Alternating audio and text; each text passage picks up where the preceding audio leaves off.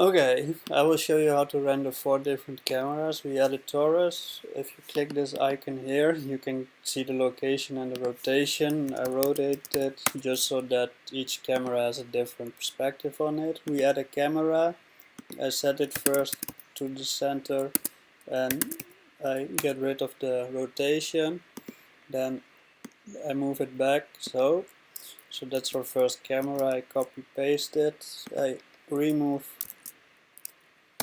the minus so it's there. Now we want to rotate it along the y-axis, but for some reason I have to do it in the x-axis to get it like that.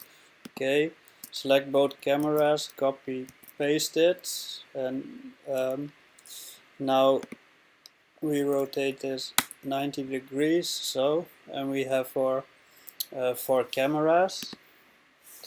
Okay, I rename them, which is useful later on. So this is our front and this will become the left. This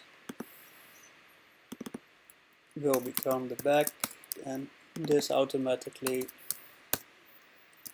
the right. Okay, so that's our setup. Then we go to render, edit render settings. For the output we do all frames, else we don't get video. Then for the save, we're gonna save it as a movie or MP4.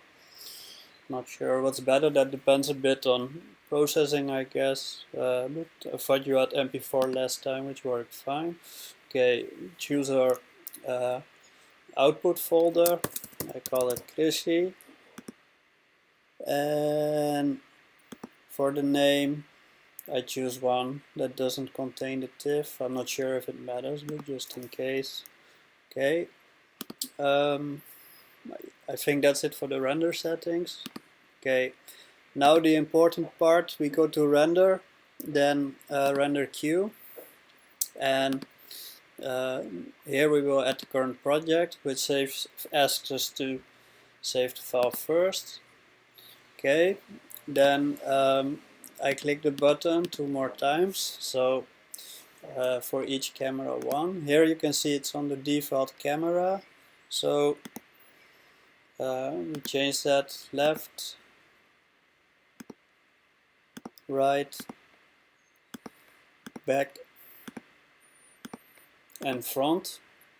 Okay, now there is auto renaming for the files. So I'm gonna do it manually, so this will be left.